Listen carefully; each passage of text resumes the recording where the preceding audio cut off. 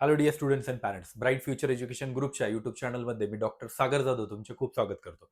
विद्यार्थी मित्रांनो, सीईटी सेलचे फॉर्म भरायचं काम चालू आहे आणि त्याच्यामध्ये सर्वात मोठी क्युरी म्हणजे कास्ट व्हॅलिडिटी अपडेट करणे आहे. तर यासाठीच सोल्युशन दिलेलं आहे. सीईटी सेलने एक नोटीस पब्लिश केलेली आहे आत्ताच आणि एक नोटिफिकेशन पण आलेलं आहे. त्याच्या आधारावरती एक शॉर्टमध्ये कशा पद्धतीने इझिली तुम्हाला तुमची व्हॅलिडिटी फेच पण करता येईल आणि अपडेट पण करता येईल याबद्दलचा हा व्हिडिओ आहे. व्हिडिओला शेवटपर्यंत बघा, म्हणजे ज्याही विद्यार्थ्यांना काही डॉक्युमेंट्स अपलोड करताना म्हणजे व्हॅलिडिटी ऍक्च्युअली फेच होत होती आणि तिच्यामध्ये ऑटोमॅटिकली व्हॅलिडेट अपडेट व्हायची, पण खूप साऱ्या मुलांचा प्रॉब्लेम आला. एससीबीसी कास्ट असो, एसटी कास्ट असो, या कास्टच्या विद्यार्थ्यांना खूप प्रॉब्लेम्स आले.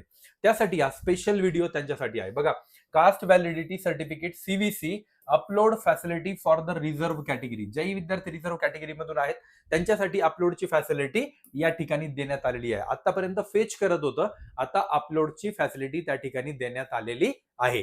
त्यानंतर सर्वात महत्वाची गोष्ट, ते कशा पद्धतीने करायचे ते आपण समजून घेऊया. सर्टिफिकेट नंबर योग्य टाका, प्रॉपर सर्टिफिकेशन नंबर टाका, ईडी हे प्रॉपर लावा, त्यानंतरच पुढचा तुमचा सर्टिफिकेट नंबर टाका. ह्या त्याचा फॉर्मॅट आहे. पण हे टाकूनही जर होत नसेल तर काय करायचं बघा. Second, application date rule. बघा, ऍप्लिकेशन डेट रूल असा म्हणतो की एसटी कॅटेगरी जर असेल 15/10/2025 नंतरचे सर्टिफिकेट असायला हवं, तर ते फेच होणार आहे. त्या अगोदरचं होईल का? नाही. त्यानंतर अदर रिझर्व्ह कॅटेगरी असेल तर त्यासाठी 1/8/2020 नंतरचे कॅटेगरी सर्टिफिकेट असेल तर ते फेच होणार आहे. म्हणजे सर्वात जास्त प्रॉब्लेम्स एसटी कॅन्डिडेटला येत होता. ते डॉक्युमेंट फेचच होत नव्हते बिकॉज ऑफ डाटा. 2025 नंतरचा डाटा त्या ठिकाणी अवेलेबल आहे, त्या अगोदरचा डाटा बिलकुलही अवेलेबल नाही, त्यामुळे फेच होत नव्हतं. आता येऊया, हे फेच होत नाहीये तर मग कशा पद्धतीने करायचं बघा. तरीही फेच होत नसेल तर जी ऍप्लिकेशन डेट आहे, कुठे ऍप्लिकेशन डेट आहे तिथे एक ऍप्लिकेशन डेट येते, तर ती ऍप्लिकेशन डेट 1/1/2019 टाका. 1/1/2019 ऍप्लिकेशन डेट टाका. त्यानंतर ऍप्लिकेशन डेट ती टाकल्यानंतर तुम्हाला अपडेट म्हणायचं आहे. अपडेट करा, त्या फेचिंगच्या ऑप्शन मध्येच अपडेट करा. क्लोज करा. ते तुमचं पूर्णपणे जे हे आहे ते सिस्टम क्लोज करा. सिस्टम म्हणजे फॉर एक्झाम्पल लॉग आउट करा. लॉग आउट केल्यानंतर लॉग इन करा. लॉग इन केल्यानंतर तुम्हाला एक सिंपल ऑप्शन त्या ठिकाणी बघायला भेटणार आहे. मॅन्युअल अपलोड ऑप्शन येईल.